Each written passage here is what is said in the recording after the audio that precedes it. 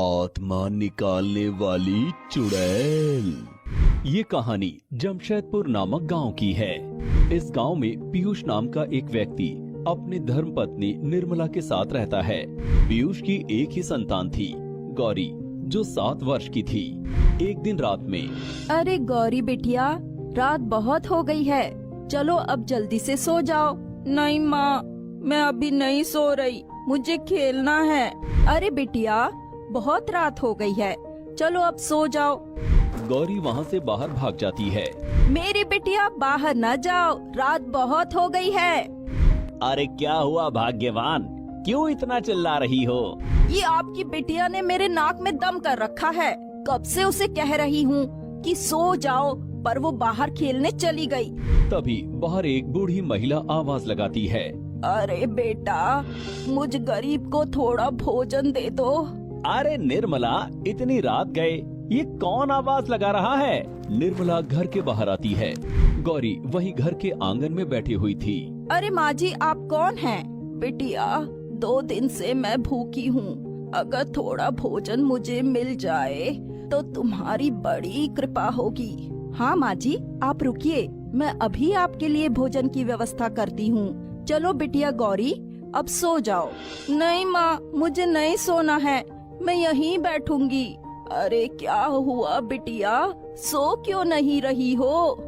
देखो ना माँ जी, मैं कब से कह रही हूँ कि सो जाओ, रात बहुत हो गई है, पर ये मेरी एक नहीं सुन रही है। कोई बात नहीं बिटिया, मैं गौरी बिटिया को सुला देती हूँ।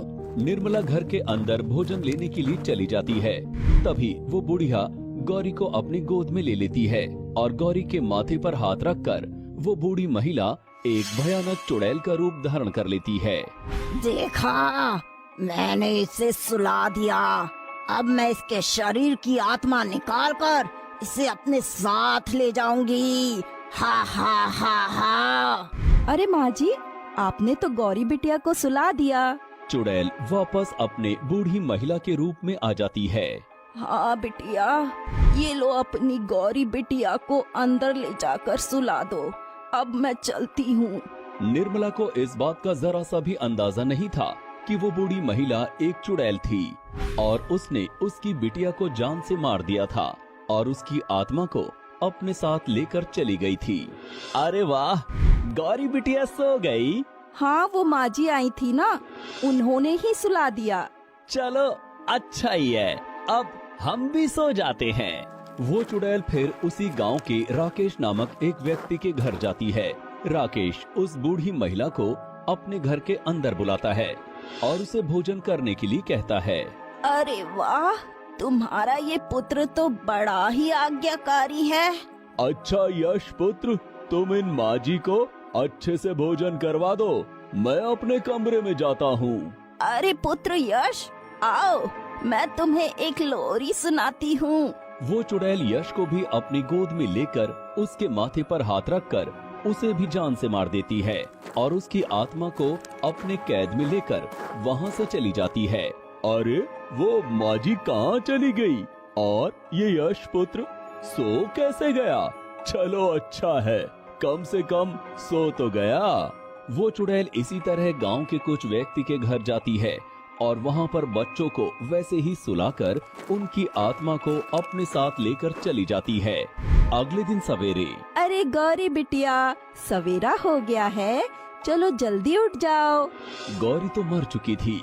निर्मला उसे उठाती है, पर गौरी जरा भी हलचल नहीं करती। अरे गौरी बिटिया, उठ क्यों नहीं रही है? अरे क्या हुआ भाग्यवान, सवेरे सवेरे इतना हल्ला क्यों मचा रखा है?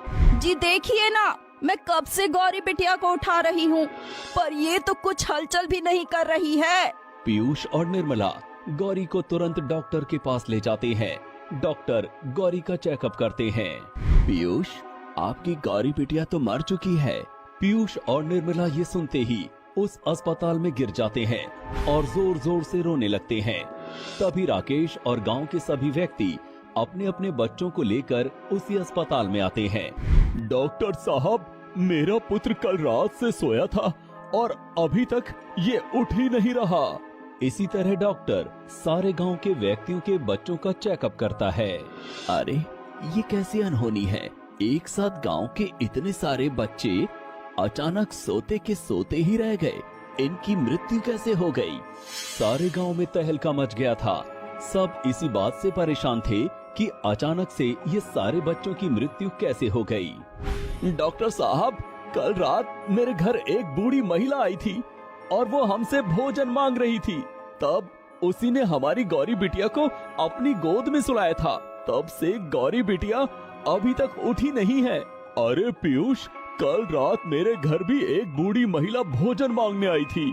जब वो घर से गई तो मेरा पुत्र यश अचानक सो गया था। मुझे लगा शायद ये खेलते खेलते सो गया हो, पर जब मैंने सवेरे देखा तो ये उठ ही नहीं रहा। गांव के सारे व्यक्ति भी वही बात डॉक्टर को कहते हैं जो राकेश और पीयूष ने कहा था। लगता है वो बूढ़ी महिला ने ही बच्चों को कुछ खाने को दिया होगा, तभी ये सारे बच्चों की मृत्यु हो गई। सारे गांव वाले लौटकर अपने गांव आ जाते हैं। सारे गांव में तहलका मच गया था। चारों तरफ दहशतगर्दी का आलम था कि अचानक इतने सारे बच्चों की एक साथ कैसे मृत्यु हो गई। वो महिला कौन थी जो भीख मांगने के बहाने बच्चों की मृत्यु करके चली गई? ये हमारी बिटिया के साथ कैसी दुर्घटना हो गई? पीयूष, ये समय आंसू बहाकर रोने का नहीं है।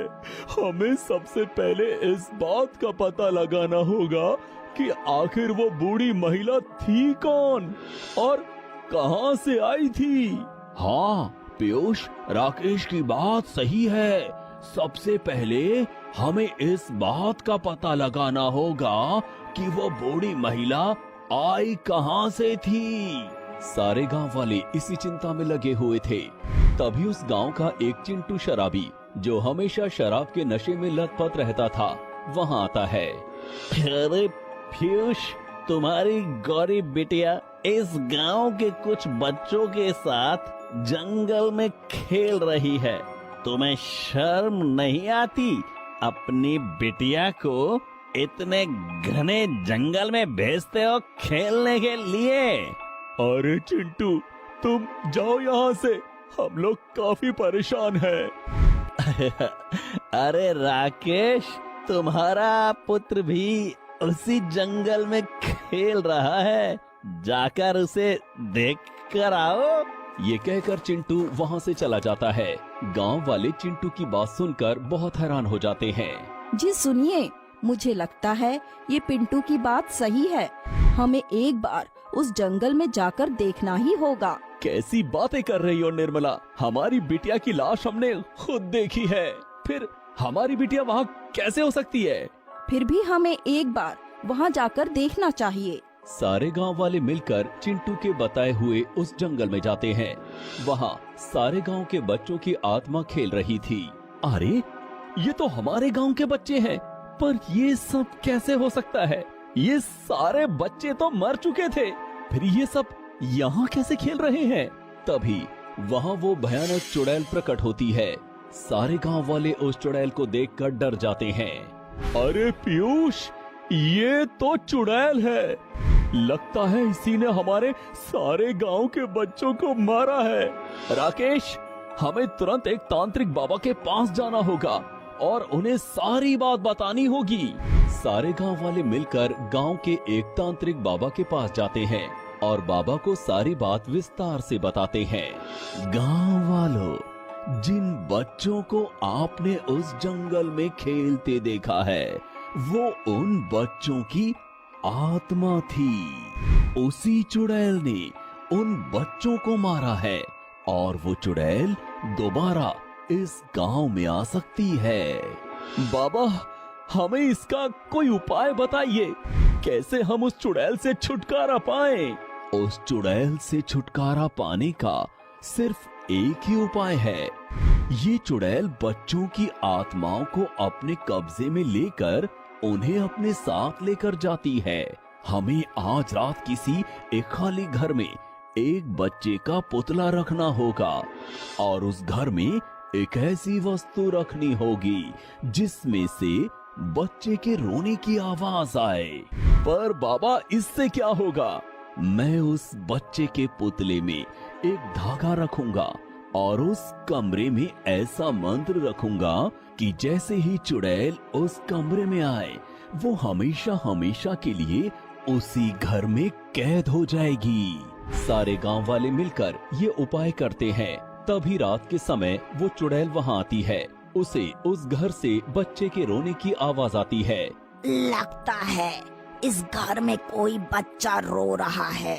चलो मैं इस बच्चे की आत्मा को भी अपने साथ लेकर चलती हूँ। चुड़ैल जैसे ही उस घर में प्रवेश करने लगती है उसे उस कमरे में पानी और लाल धागा दिखाई देता है।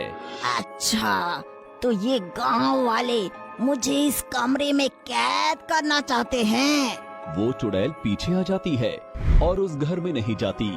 अरे ये चुड़ैल तो अंदर जा ही नहीं रही है, हमें कैसे भी करके इसे अंदर भेजना ही होगा। अगर आज ये चुड़ैल उस घर में नहीं गई तो ना जाने हमारे गांव के बच्चों का क्या होगा। ये चुड़ैल एक एक कर हमारे गांव के सारे बच्चों को मार देगी। निर्मला दौड़ती हुई चुड़ैल के पास जाती है और उस चुड़ैल को उस घर में धकेलने की कोशिश करती है। तुम मेरा कुछ नहीं कर सकती।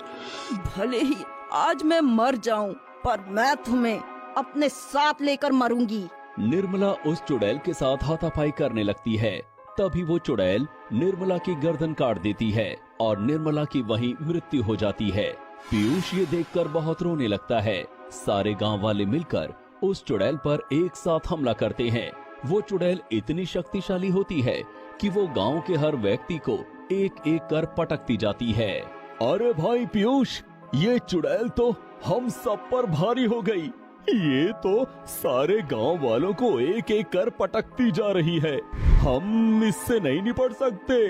राकेश, मैं उस घर के दरवाजे के पास जाता हूँ और वहाँ से चुड़ैल को आवाज लगाता हूँ। जैसे ही चुड़ैल मुझ पर हमला करने आएगी मैं तुरंत वहाँ से हट जाऊंगा और वो चुड़ैल दरवाजे के अंदर चली जाएगी और उस घर में कैद हो जाएगी। पीयूष घर के दरवाजे के पास जाता है और चुड़ैल को आवाज लगाता है। चुड़ैल जैसे ही उस पर हमला करने लगती है वो उस घर के अंदर चली जाती है और पीयूष घर का दरवाजा बंद कर देता है, जिसके चलते वो चुड़ैल हमेशा हमेशा के लिए उस घर में कैद हो जाती है। इसी तरह पीयूष ने उस चुड़ैल को सदा के लिए उस घर में कैद कर दिया और सारे गांव वालों को उस चुड़ैल से निजात मिल गई।